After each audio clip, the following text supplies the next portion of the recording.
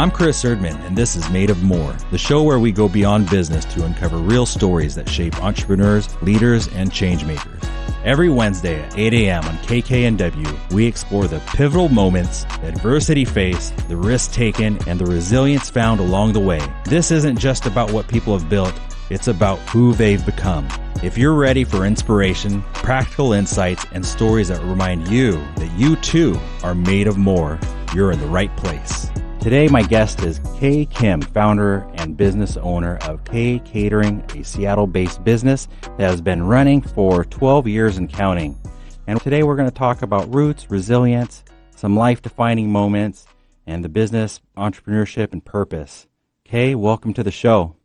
Thank you, Chris. Yeah, I'm glad you could make it down. We just met the other day, and we have a mutual friend, Ray, that just thought the world of you and your business, and here we are after a quick phone call. Yes, I'm glad to be here. Thank you. Yeah, thank you. You know, I really checked out your website and your social media, and as we're getting into this, can you just tell all the listeners the type of food that you cater, that you love to cater? So K Catering specializes in Asian fusion cuisine. We do all kinds of international cuisine, but we love the Asian fusion because I am ethnically Korean, and so I love to showcase where I'm from and what I'd love to eat and serve. Oh, yeah. Well, I'm sure Ray and a few of his friends have tasted your food and whatnot, and he's just raves about it. Awesome. Yeah.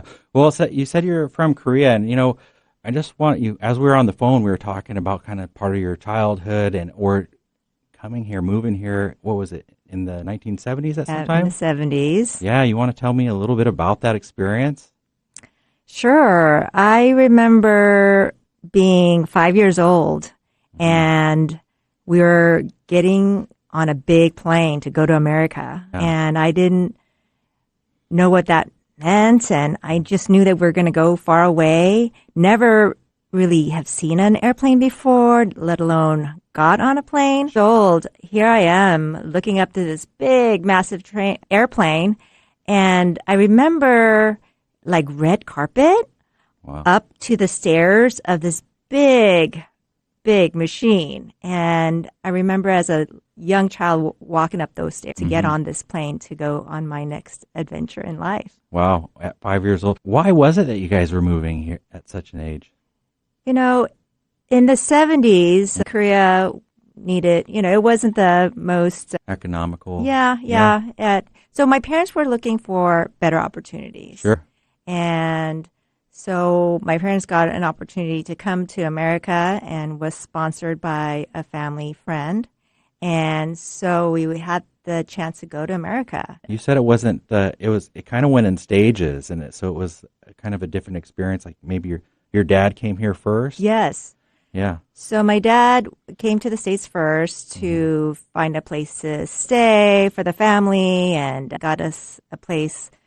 So, because there was three of us, so I'm the oldest of the family, and then I have a sister and a brother, and me, I was 5, my sister was 2, and then my mom and then we had the little baby on her back. Wow. So imagine hauling 3 kids internationally across the ocean. Mom was basically married and very much with your father, but alone during that duration. Yes. And because at the time you're not, as a male, you couldn't take kids out of the country. I don't know, there's weird rules about that. So my mom had to have all of us go there. Welcome to America, right? Yeah. And then you're 5, so you're starting school pretty soon, and you probably experience different culture shocks. Do you have any memories of early culture shocks as you're getting used to America? I remember going to school, and I remember not really understanding what people were talking about. Yeah. It was a foreign space. And back then, they have ESL classes, English as a second language class. Yeah. And I was in that class and learning about different words. And it was a special time to understand how to understand the culture. Integrate and make friends. How was it in your first few years here, making friends and getting integrated?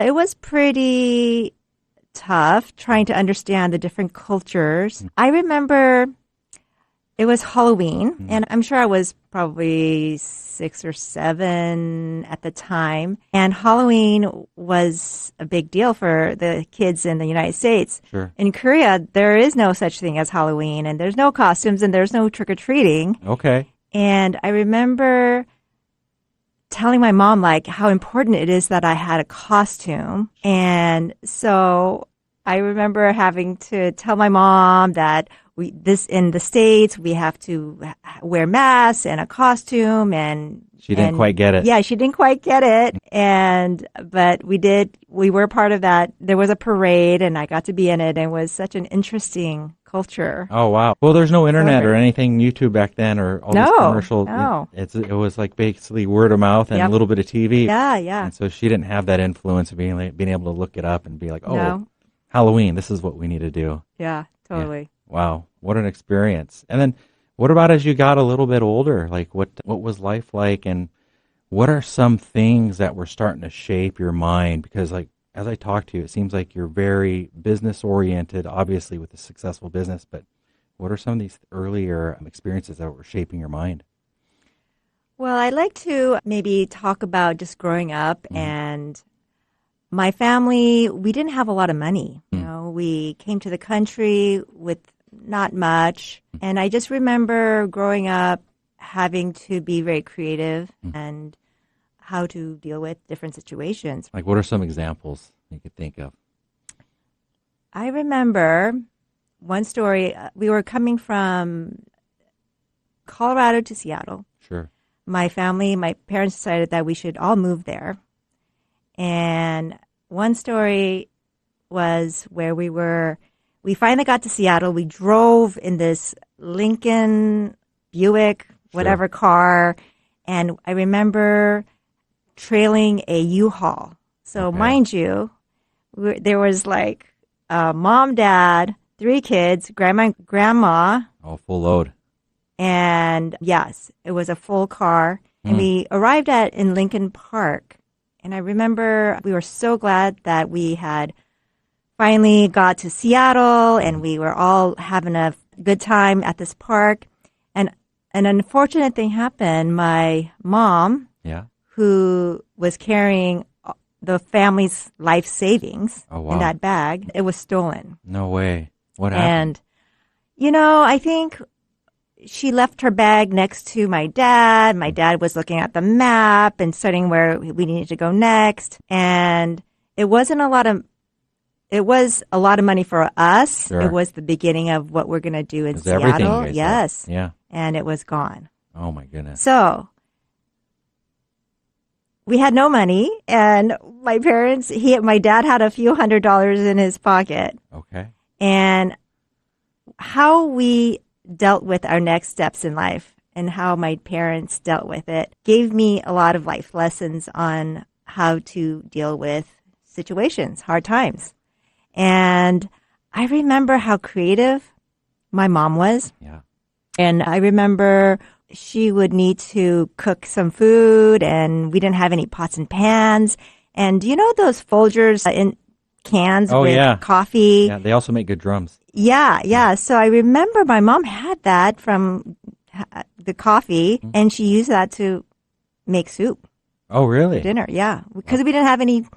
Really resourceful. Yeah. So she taught me how to be resourceful, to be creative, and things like that has really, Yeah, you know what? I could totally relate. My mom moved here from the Philippines. I'm the youngest and the first one born in the U.S. And, she used to make all of our clothes, not all of our clothes, but all of our costumes and whatnot. So, yeah. So very, very resourceful. And I don't know, and did you guys did she make your lunches, or did you buy them at school, or what was that like? Oh, yeah. Lunches were made. And one of the funny stories of school lunches. So when we go on field trips, you're supposed to pack a lunch. And my teacher at the time said, okay, everybody has to pack your lunch. And I wanted to take a sandwich. And my grandmother was watching us because our parents were working. And so our grandma was there babysitting us. And I said, Grandma, can you make me a sandwich? Yeah. And Grandma's like, what's a sandwich? And I said, well, you need some bread and a sandwich meat and, you know, you put it together. And she's like, well, why can't you just take this rice and kimchi and things like that I packed for you? And I'm like, no, Grandma, I want to be like everybody else. Sure. So I relate. So I wanted her to make me a sandwich, and she made me a sandwich, but she was very creative in making that sandwich. Okay. We didn't have lunch meat at home because we don't eat that as a Korean family, but we happened to have some hot dogs. So she sliced the hot dog meat in little thin slices to create the lunch meat and made me a sandwich. And when I went on my field trip and I was having my lunch, I remember the kids kind of teasing me, like, what is that you're eating? That is not really a sandwich. That's hot dog meat in there. Yeah. So I remember trying to fit in. Right. But always being a little different. Yeah, always being a little different, trying to fit in. Okay. But, you know, you live and learn. You're resourceful. You know, you seem like a very calm person. Like, as I sit here with you and you have this very, like, calm demeanor and whatnot. When your parents, when that money was stolen and they found they only had a few $100s at that time, like, how did they react? What was their energy like? Did they display, I'm sure they got upset, but how did you interpret that? Well, of course they were very upset because that was all they had. But I remember my dad just being pretty calm about it, actually. Like, okay, well, I have $300 in my pocket. Well, we got to figure something out. And I sense the energy was very stressful, and something bad happened. But he dealt with it. He figured it out and got us a place to live and figured it out. Yeah. Yeah. Wow. What a great role model. And sounds like your parents are really wonderful people, as like, you know, wanting better for their family and make sure to take all the children. And it sounds like you have a lot of good experiences too. Yeah. What are some of your favorite experiences during that time that you want to talk about? Well, I think my favorite times when I was young is my dad, to entertain us on the weekends. He would create a talent show, a family talent show, and he would go to Target or whatever store and have us pick out possible winning prizes. And so they're like little toys and little trinkets that you could win for best performance. Yeah. And my father was so good at creating entertainment and joy and fun times out of really nothing. And instead of having to spend a lot of money, maybe going to the movie theater or going out to dinner or whatever families did at that time, he made fun entertainment for us. Yeah. And so the three of us would have a talent show. We'd sing or dance or act, and the best performer got to have the first choices in the prize that was purchased for the day. Oh, how wonderful. Yeah. This is well before iPads or anything, right? Yes, we had to be creative. You did. Yeah. Wow. That's fantastic. You know, in your childhood, like through all this creativity, did you know at what age did you realize you wanted to become a business owner? I don't think I ever wanted to be a business owner. I never thought I'd be a business owner. So that was never part of my vision. But my parents did own businesses. They owned restaurants, and my parents were entrepreneurs themselves. What kind of restaurants? They had a Korean barbecue restaurant near Linwood. Okay. They had some teriyaki. Secret Garden, way back when. Garden? Secret Garden. Secret Garden, yes, okay. Yes. And do you remember how long that went for? They had that when I was in college, so way back when. Okay. Yeah. And did you help out? No, I was too busy going to school, so I wasn't part of the business. Okay. But I saw them. You saw them do it, all right. And then you said other restaurants and whatnot? Yeah, they had like Don Stan, which is a teriyaki shop. My mom had other teriyaki shops around the city. They really leaned into food as a way to, support the family. Okay. Well, talk to me about your journey of learning how to cook and how to, tell me about where this passion started of cooking. My passion for cooking was never really a passion in the beginning. I just remember as a kid, my mom would make me be in the kitchen to help her. Okay. So she would make me wash the rice for dinner. And then when it's time to make the kimchi, she would make me sit next to her and give her the salt, give her the chili peppers. And I really didn't want to be there, but she made me. And it's funny because all those years that she made me be in the kitchen really taught me lessons on how to cook. And I didn't actually develop my joy of food and cooking until I was an adult and I had my own house. And that's when I thought, oh, this might be interesting. Okay, so at some point in time in adulthood, you're like, wow, this is fun. I have my own kitchen, and you're buying your own pots and pans. And what was some of the first dishes you started really playing with and starting finding that passion? Oh, boy. I wouldn't say there's any particular dish or type of food that I wanted to try, but I found that I was very curious to try different things. So, of course, I would cook Asian cuisine. Sure. But I was very excited about trying different recipes and testing things and the joy of like trial and error and having a finished product. Okay. Was it always Asian food, or did you kind of dabble around with other cuisines? Oh, no, it was all kinds of food. In fact, I think when I was raising my kids and my then husband, I would create these delicious food for my family, and every night I tried to have something yummy to create. That creativity was still coming out because you wanted to try something different. It sounds like all the time. Yeah. Well, yeah. And then how many kids do you have? I have 2 daughters. Yeah. 2 daughters. Okay. Yeah. All right. And where are they at today? Well, one is in New York, adulting and working at with an art gallery, and I have a second daughter who is just graduating from Boulder CU Boulder. Oh, you must be proud. Next week. We're going to head Congratulations. over there. Thank you. Yeah. Well, we're going to take a short break here, and we're going to get into the next segment here shortly. So thank you for tuning in to Made of More.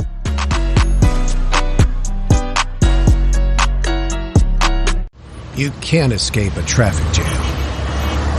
Know what else you can't escape? Seasonal allergies. And you might think you can avoid that coffee stain until... Oh, really? You can't escape a lot of things in life, but you can escape prediabetes. Prediabetes captures 1 in 3 adults. There are usually no signs of prediabetes. In fact, most people don't even know they have it. But with early diagnosis, you can change the outcome and prevent or delay type 2 diabetes. Take action by taking the 1-minute risk test at doihaveprediabetes.org. You might not be able to escape having this song stuck in your head, but you can escape prediabetes. Go to doihaveprediabetes.org today. Brought to you by the Ad Council and the Centers for Disease Control and Prevention. Are you ready to discover remarkable stories of resilience and cultural connection? This is Diaspora, a show sharing the journeys of first-generation immigrants from the Indian subcontinent now building their lives in North America. Inspiring, insightful, and always engaging, Diaspora offers a unique perspective on the immigrant experience. Join me, Aditya Mehta, my guests, on the Diaspora Show every Wednesday at 2 p.m. right here on KKNW. The more you listen to your kids, the closer you'll be. So we asked kids, what do you want your parents to hear? I feel sometimes that I'm not listened to. I would just want you to listen to me more often and evaluate situations with me and lead me towards success. We're not adults, so just be there and listen. I just want someone to yap to. And I just feel like I'll be fine if someone just hears me talk and talk and talk and talk and talk and talk and talk. You're doing a really good job. And I don't think I tell you that enough. And I know sometimes we get into it and it's just hard on both of us. But, try to understand me more and I'll try to do the same. Listening is a form of love. Find resources to help you support your kids and their emotional well-being at sounditouttogether.org. That's sounditouttogether.org. Brought to you by the Ad Council and Pivotal. Get inspired every hour right here on Alternative Talk 1150. Welcome back to Made of More. I'm your host, and I'm sitting here with K Catering from Seattle. And Kay's been talking a bit about her childhood and things that have made her who she is today. But Kay, you've mentioned a few things, and at one point in time you mentioned your husband, and I could see you don't have a husband today, but you have an amazing wife that you're married to. And we'll get into that, but as we transition out of your juvenile stages as a kid and college days, I want to talk about your adult life a little bit more and maybe some ups and downs that you've had. Where would you like to begin? I guess we could talk about how I started this business and, That's 12 years ago, right? Yeah. Okay. Yeah. So I started the business probably a little bit more than 12 years ago. It's officially 12 years as a legal business, but sure. I hear you got creative. Yeah. So I was going through a tough marriage. Mm-hmm. My then husband and I were going through some hard financial times. Yeah. How long were you two married? Oh, goodness, about 14, 15 years. 14, 15 years. Yeah. And this financial times, what year was this? I think it was around 2014. 2014. Yeah. Right around there. Yeah. And so there's some financial challenges. You want to talk about that a little bit? Yeah, we were going through some financial troubles, and so we decided, we went through divorce. Yeah. And at the same time, we had to go through bankruptcy. And What happened? Well, just some mismanagement of money and, that happens a lot more than you could think. So anyways, going through that divorce and bankruptcy was really difficult. I didn't know what I would be going through because it was my choice to go through a divorce. Yeah. And then You guys were not business owners at that time, were you guys? No, I was a stay-at-home mom. Okay. I was staying at home for the whole time, raising my kids, while husband went out and brought home the bacon. Yeah. Well, and you had one of the hardest jobs in the world is be a good mom. Being present is yes, a lot of work. Yes. So I went through a really tough divorce and bankruptcy at the same time. And when I was going through that, before I decided to go through that, I didn't know what I was going to do, really. I didn't have a career that I had developed and worked on. Because now you had to, support yourself. Yeah. You have to recreate yourself. Yep. And I looked at what my talent was. And, during our marriage, we had really a fun time with lots of entertaining and dinner parties. Sure. And I think I got my lesson in life of cooking and my culinary aspirations when we were married and I was entertaining a lot because that's what I loved. And at the time, my then husband and I were leaders at our church. And one of the things that we decided that it would be fun to do was invite members of the church to our house. Okay. So for 1 year, we would invite somebody to our house, whether it be just a couple, whether it be, 10 people, but Friday, Saturday, Sunday, and sometimes all 3 days, we would have someone over for dinner.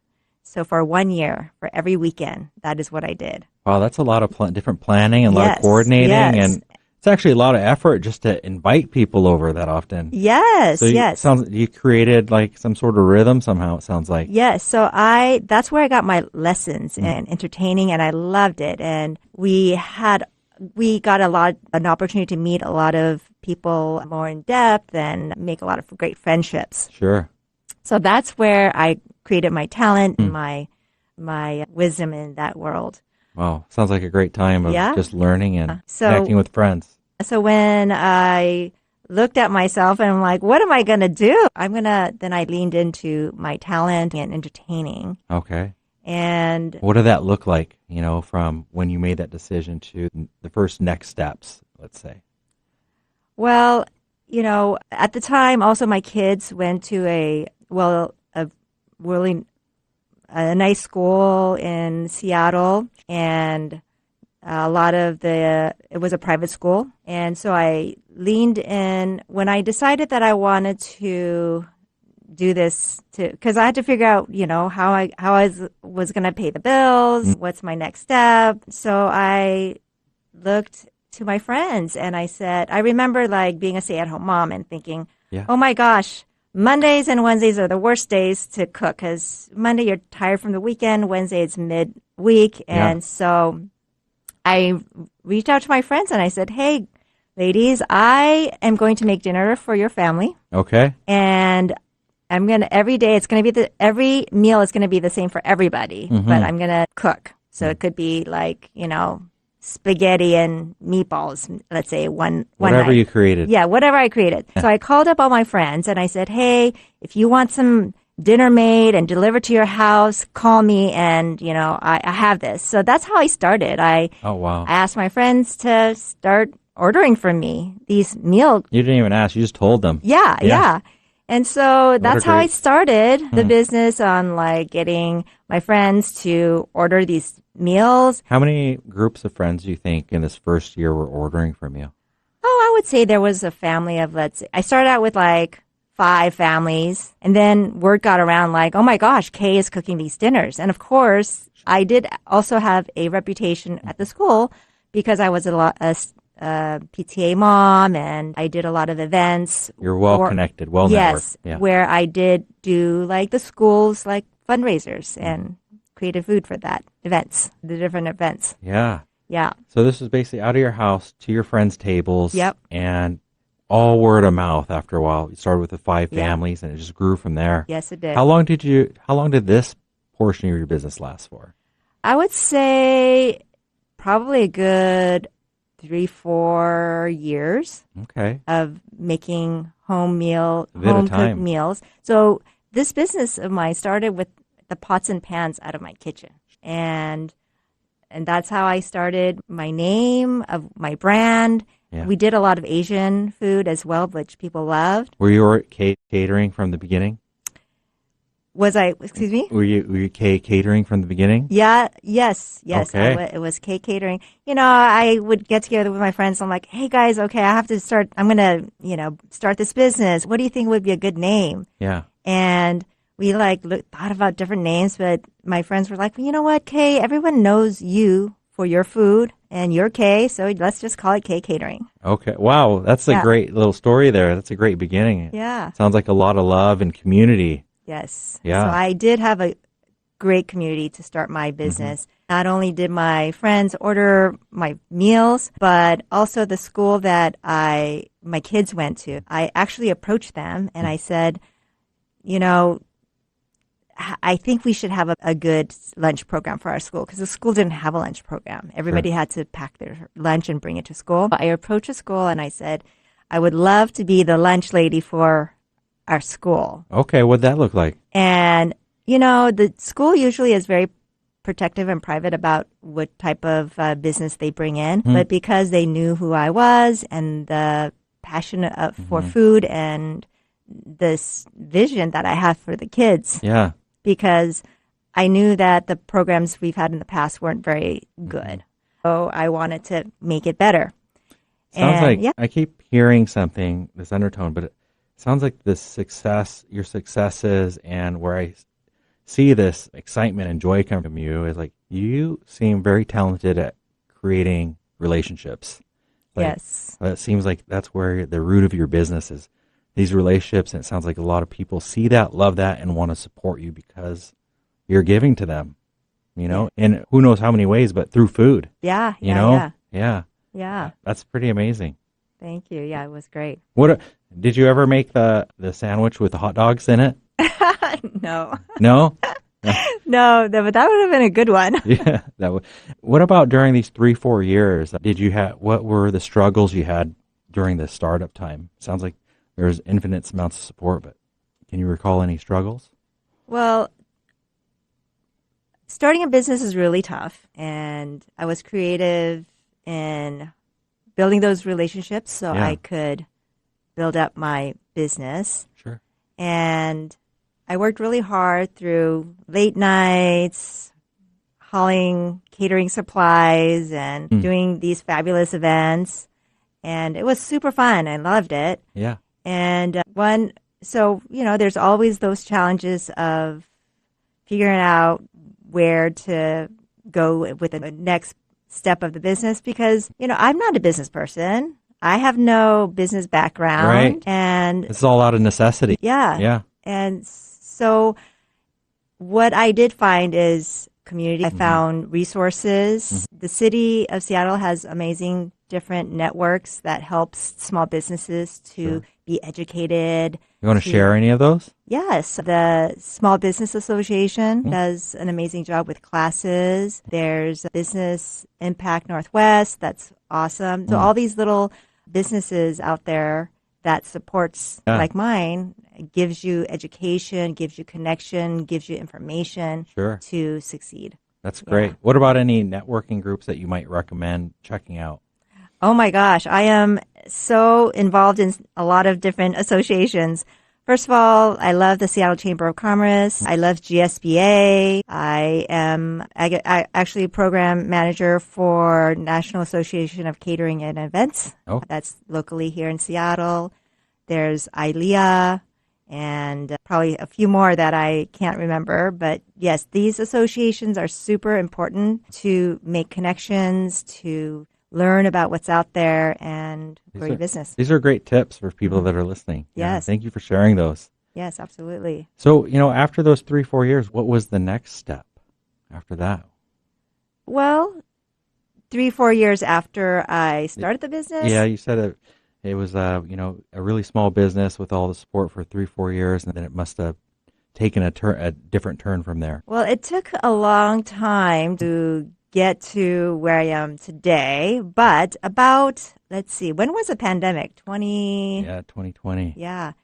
So before 2020, I was working really hard to save up my money, and I had a mentor that I went to through SBA, and I said, and Ken is my mentor till this day, Ken Gunn. I asked him, okay, Ken, I want to own my own kitchen, my own commissary kitchen. What do I need to do to make that happen? Sure. So for 2 years prior to the pandemic, he said, okay, 2 years before then, he said, okay, you need to do this, you need to set aside money for that, and then you need to start getting your, books, really? Straight. Sounds like he's being a good financial advisor within the business. Okay. So I did what he said, and at 2020, I was like, okay, I'm ready. I have the money. I have all my books in order, and I was able to get a commissary kitchen. I bought my own building. Oh, congratulations. Thank you. And this is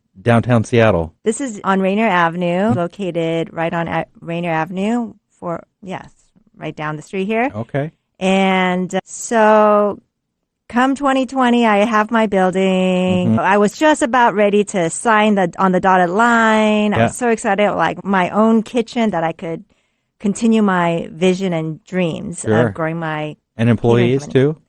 Yes, I had a couple of employees. I, now was thinking I was going to get this kitchen. And that March, as we all know what happened, pandemic hit, and I didn't know what was going to happen then, right? But so my agent actually came to me and said, Kay, are you sure you want to do this?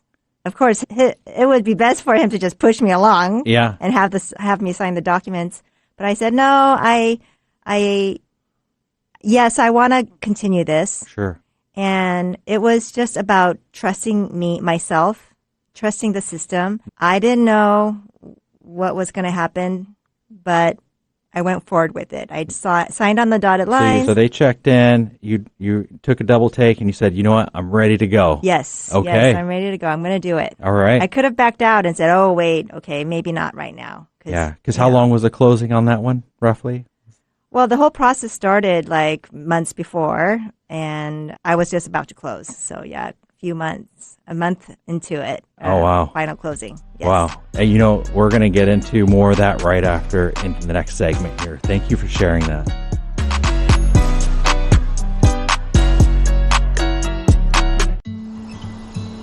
Most people out here think that taking care of one another is important. And most people would step up for a neighbor going through a tough time. Most people around here help out friends and family when they need it. But the funny thing is, most of us won't look for help when we need it. If you're struggling with mental health, you should know that there are resources out there that can help. And it's okay to talk about it if you need to.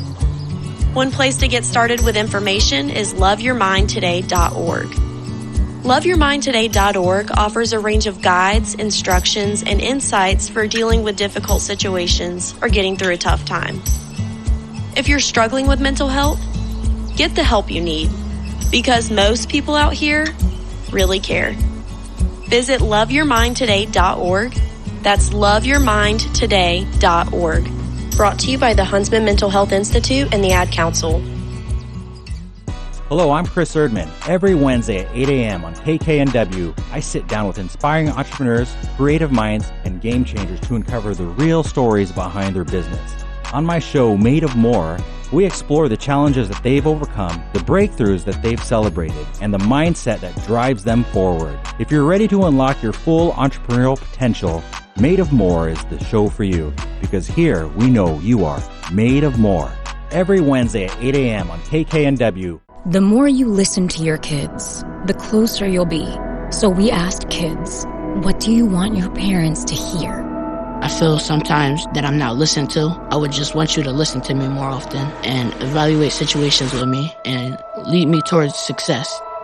We're not adults, so just be there and listen. I just want someone to yap to. And I just feel like I'll be fine if someone just hears me talk and talk and talk and talk and talk and talk and talk. You're doing a really good job. And I don't think I tell you that enough. And I know sometimes we get into it and it's just hard on both of us. But, try to understand me more and I'll try to do the same. Listening is a form of love. Find resources to help you support your kids and their emotional well-being at sounditouttogether.org. That's sounditouttogether.org. Brought to you by the Ad Council and Pivotal. Alternative Talk 1150, the talk of the sound.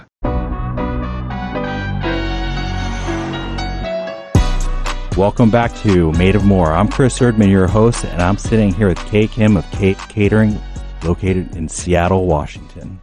Hey, Kate, you were just talking about the pandemic. The pandemic just hit, and you decided to move forward with the purchase of your building on Rainier Ave, and you had a dream, and you were like, this is time. What actually made you cross the line, knowing that, hey, we're in a pandemic, and your agent did check in with you? And what was it that made you just say, I'm moving forward? Well, in growing your business, you have to move forward. You have to take risks, or you don't grow. Yeah. And that was my opportunity to tell myself that to move forward and take that risk. We don't know what's going to happen, but that's what business is about. That is what business is about. Wow, that gave me chills just thinking you were facing what everybody else is facing. I've saw so many people not sign on that dotted line and just say, we're going to take a step back. And actually some of them never moved forward again, even years later. Yep. And so you did it. So you decided there's no moving backwards in business. I'm doing it a month or two in after that. What did that look like? Well, as you know, it was kind of a crazy time. And going back to that story of the school and doing the school lunches. Sure. I needed to make sure that business continued, but business actually stopped. There was no more catering happening. All the weddings that were supposed to happen was on pause. No one's calling for more business. So also I had this lunch service that I had committed to do for the school. So how that worked was in the beginning of the year, the parents would give me their money for the whole school year saying, okay, this is lunch for my kid for the whole school year. So I had collected all this money come in September of the previous year. Now we're in March, right? So it was, halfway through the school year. And my option was to either give back all the money to the parents of this very affluent school or I had a creative idea.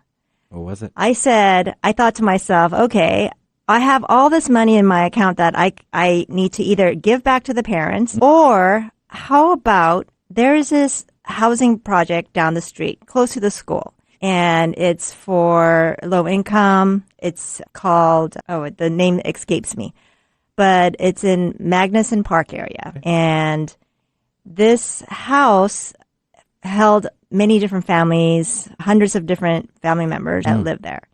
So I asked, and also, mind you, those kids aren't going to school and they're not getting their free lunch that they usually get. And also the parents are out of work. So I reached out to the parents of the school and I said, hey, I could give you your money back that you had paid me, or as a community, can we use your money and I will use that money to feed the families here once a week until the end of the school year, which would be in June. And would you be willing to work with me to create this service and community at this time of need? And what was the response? Of course, it was a great response. Everybody loved it because, at that time, people were always also looking for ways to help and figure out how you can make a difference in this really tough time. Wow, what a great idea. Yeah. And then what a bunch of great hearts collectively the school and the family had in supporting your dream and they probably wouldn't have done it without that relationship that you established. Exactly. They thought you were made of more, right? Yes. Yeah. They really did. Yeah. And so that's how we transferred the funds. That kept my staff working. Mm-hmm. I was able to enjoy giving back to the community. And also during that time, we were very creative in trying to support the essential workers in the hospitals. And we would, I would call on our dinner customers and say, hey, let's make some food, collect some donations and serve the church, the school, the hospitals and things like that. Yeah.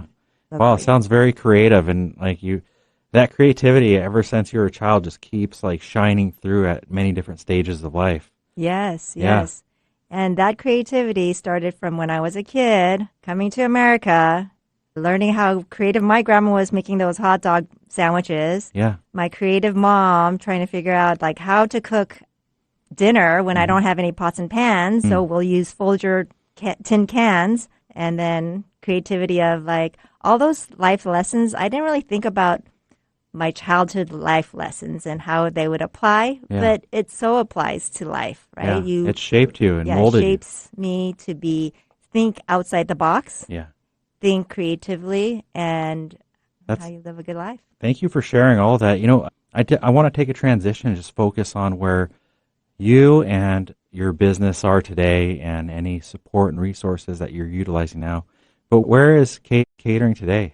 Tell me about it. We are going strong at the location on Rainier Avenue. Okay. And we are really focusing on sharing our Asian fusion cuisine.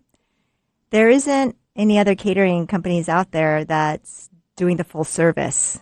And what does full service mean? Full service is where we have staff, where you're needing to host a large party or fundraiser or whatever it is, where you need bar service, you need servers, you need rentals, you need all of that stuff. Sure.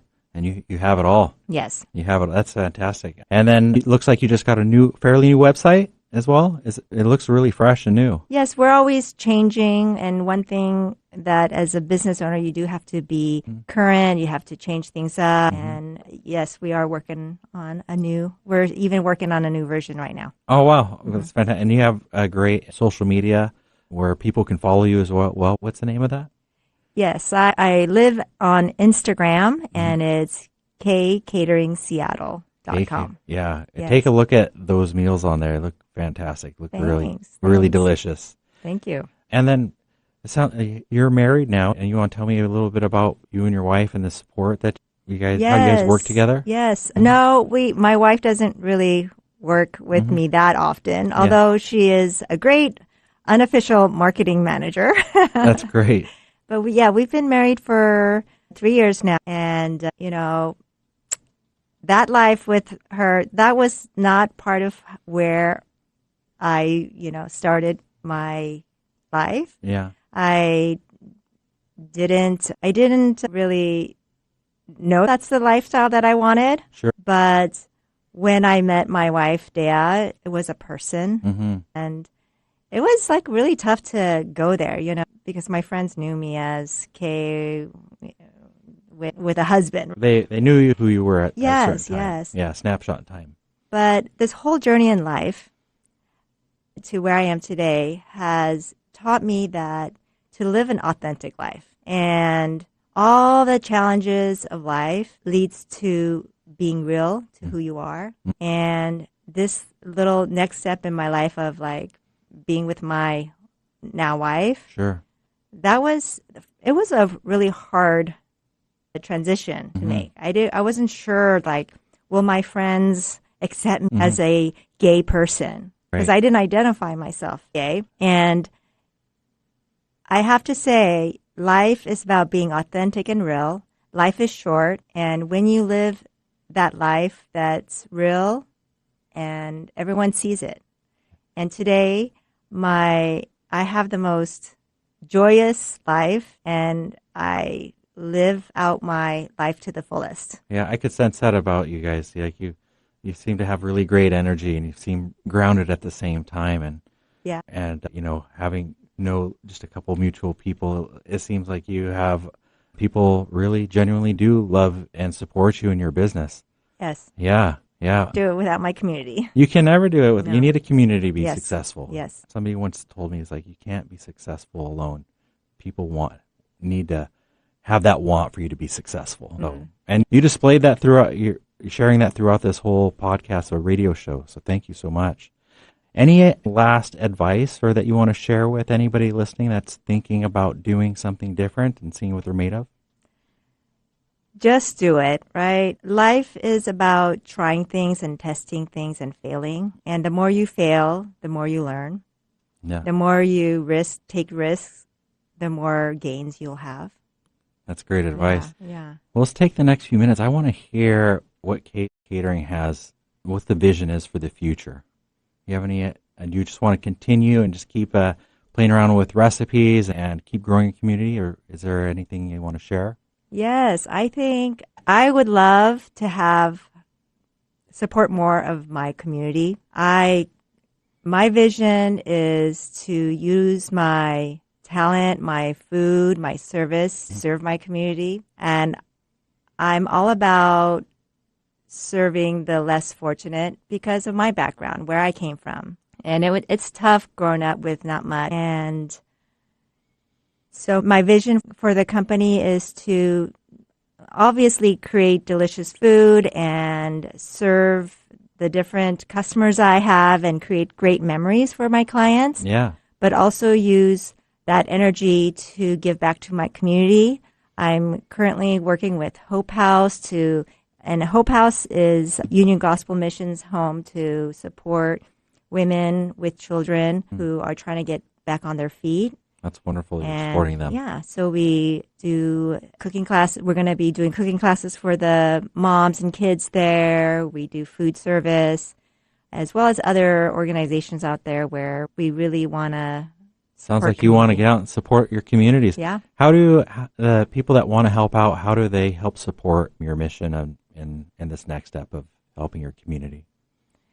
I would love to see my community come join me, and whenever there's events or places where people could volunteer or give funds, I believe that we can't live in this world alone, and we need each other to grow and prosper. We do. We need each other, and that's all of life. Yes. Yeah, and if they do want to help out or donate, do they just message you on Instagram or? Yes, they can message me. You can reach out to me on my website and see where you want to help out. Yeah, so you heard that here. If you have that want, urge, or need to join her community, participate in helping the communities that need a little bit more food or need some cooking classes, or the women and children that you're participating in, helping them get elevated and experience that next phase of life, whatever that is for them, they could just message you. Yeah, that's fantastic. Any other tidbits that you might want to add as far as other resources or experiences that might help the listener? Just get help when you need it. Yeah. Don't be shy and afraid. Running a business is really tough, especially if you've never done it before, especially if you don't have a background or education for it. Look for help. There's so much resources out there. Yeah. Ask your friends. Join the different association that I mentioned. There's a lot of networking opportunities where you can grow your business, but it takes effort. It takes passion. Mm-hmm. And if you have that and you're willing to do it, you're going to succeed. That's really good advice. Could you let me know any food items that are unique to you and what they are? Oh, some of our most popular dishes is our chive pancakes. What is that? It's a delicious, savory pancake with chive and other delicious items. But sometimes I like to put pork belly in there or some kimchi. Sounds delicious. Yes. Yeah, my mouth's watering now for some of that. So that's really super popular right now. And what else? What are a couple of your other favorites? Okay, my pork belly bao buns, I love those. I can eat those all the time so we simmer the pork belly in all the different seasonings, and we serve it with plum sauce and scallions and a little sriracha for heat. Oh my gosh, that sounds delicious. Anything else that you would recommend trying? Oh, so many more. You'll just have to come check out my website, give us a call, check out my Instagram at K Catering, Seattle. Okay, and then going back to your services, how small of a party will you do? We do private dinners for 8-10 people. So that is a small event that we can do. And then what about the largest? And we can accommodate up to 400 seated plated dinners, but we can go up to 1,000 plus for lunch service, where we do a lot of lunch delivery, large format, family style. That sounds wonderful. All right. Well, you've listened to Made of More, and today we're featuring Kay Kim of K Catering. I'm Chris Erdmann, and stay tuned for our next upcoming shows. You can tune into Made of More every Wednesday, 8 a.m., and every week we'll have somebody different showcasing a business or an entrepreneur that's here in the greater Pacific Northwest. And don't forget, you are made of more.